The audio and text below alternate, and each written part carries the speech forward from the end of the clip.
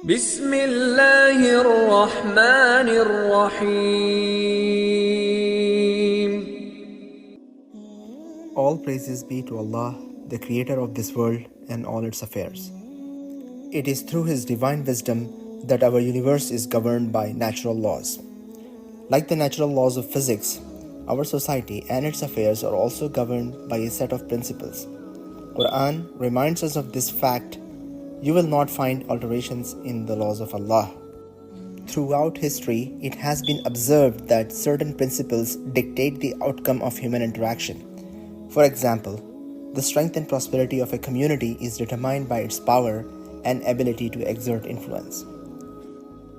Powerful communities thrive and enjoy prosperity, whereas weaker communities find themselves facing hardship and oppression.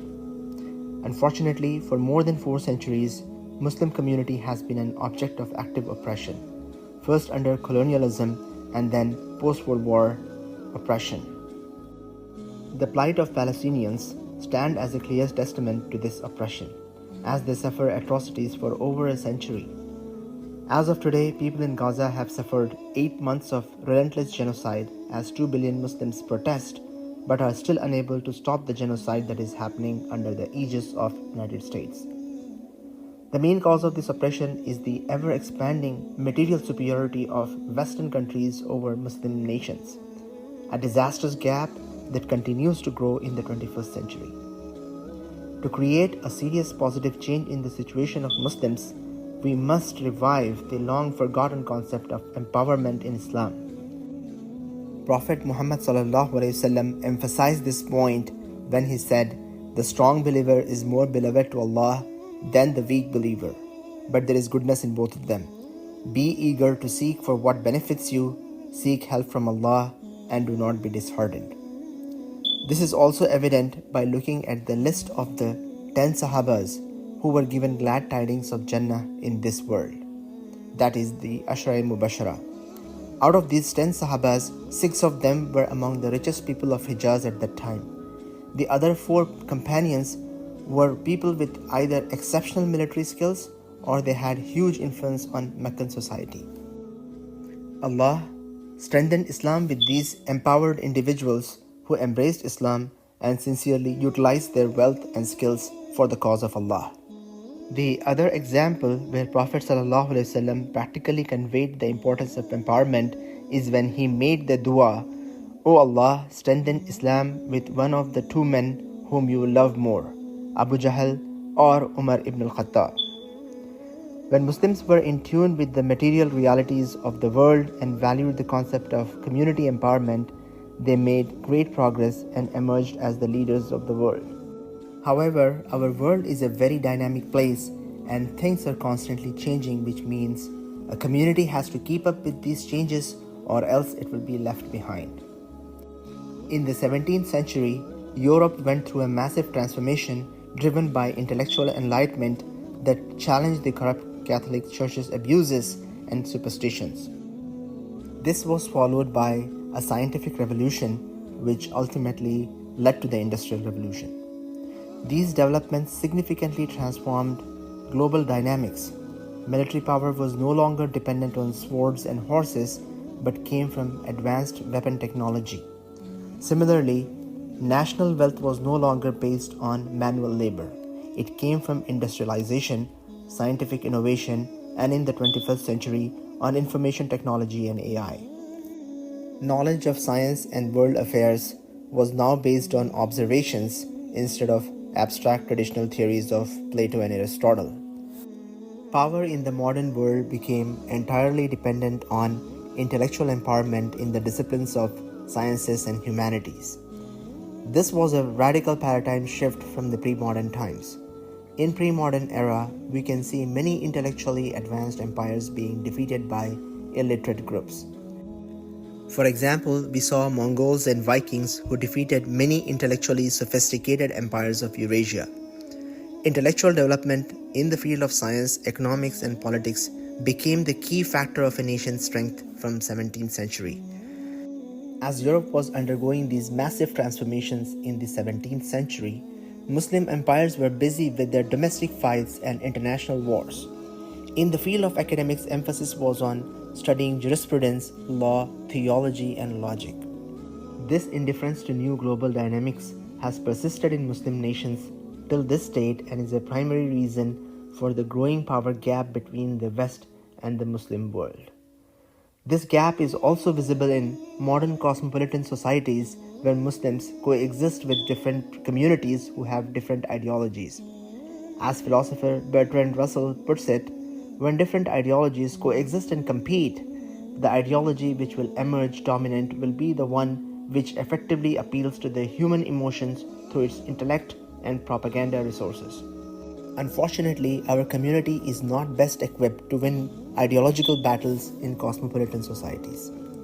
All this point to one thing. Given the realities of the 21st century, empowerment is the key to stop oppression of Muslims, reverse the cultural hegemony of the West, and bring back the golden age of Islam. Which leads us to the question, what is empowerment? At a basic level, it is having control over things that matter to you and your community. Going one level up, it means influencing the world as per your ideas. Main areas of empowerment are financial, political, military, socio-cultural, and intellectual. All forms of empowerment, however, emerge from intellectual empowerment. By intellectual empowerment, we mean the knowledge, skills, and expertise to run the affairs of the world at various levels. To understand how the 21st century world works, one needs a broad knowledge of history, economics, political sciences, sociology, and philosophy. These disciplines are labeled as liberal sciences.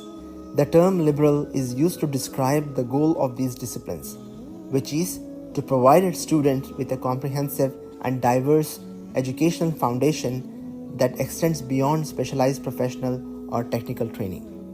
Pursuit of liberal sciences is not the same as getting vocational knowledge in the field of, say, engineering and medicine, which makes a person domain specialist and a high wage earner, but leaves a vacuum in the understanding of the broad system. Knowledge of liberal sciences is what gives a person the power to understand and shape the world. It does so by developing 1. Greater understanding of how the world works, 2. Critical thinking and problem-solving skills, 3. Communication and articulation skills, 4th. Interdisciplinary understanding, and 5th. The ability to research, learn, and come up with innovative solutions. However, there are many challenges for Muslims in liberal sciences. Key hurdles are 1. It doesn't pay like vocational knowledge. 2. Muslims were traditionally discriminated against in these disciplines as an outsider who comes from an uncivilized community. This discrimination was present at both academic level and institutional level, which in turn produced a subconscious disgust in Muslims against these disciplines of knowledge, which doesn't even pay well. But changes are coming. The discriminatory, high-handed attitude in the disciplines of liberal sciences is fast disappearing in the 21st century. Many disciplines, such as history and philosophy, which discriminated Muslims as a backward community and Islam as a violent ideology, are fast retracting the narrative. A positive depiction of Muslim and Islam is gaining ground. Additionally, the knowledge of liberal sciences is becoming a valuable addition to the professional qualification for a successful career.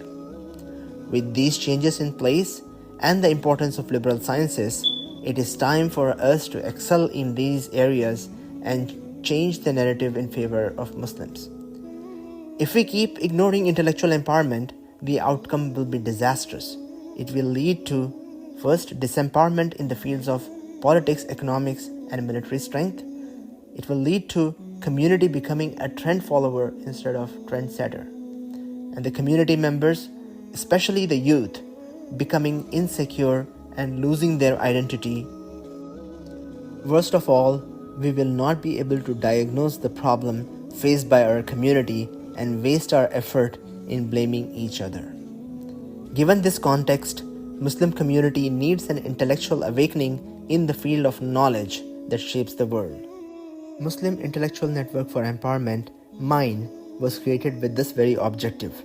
Its main goals are to motivate Muslims to pursue liberal sciences as a community and religious necessity, and to make the pursuit of knowledge a grassroots effort, to provide venues for Muslim professionals and the adult population to broaden their knowledge of how the world works by exposing them to basics of economics, political sciences, history, philosophy, and behavioral sciences. This will be done through easy-to-understand webinars, book clubs, blogs, and presentation. And thirdly, to organize accomplished academics to contribute to the development of Muslims by sharing their thoughts and knowledge and producing ideas that will reshape the world. This work is extremely crucial for Muslims to live with dignity and without oppression. Creating a population of learned individuals will make sure that the future generation of Muslims will be intellectually empowered to face the challenges of the modern world and lead it in shaping its affairs. Insha'Allah, with these efforts and your contribution, we will bring about a positive change in this world. Please subscribe to our work through Substack link here or scanning the QR code below. Thank you. Jazakallahu khairan.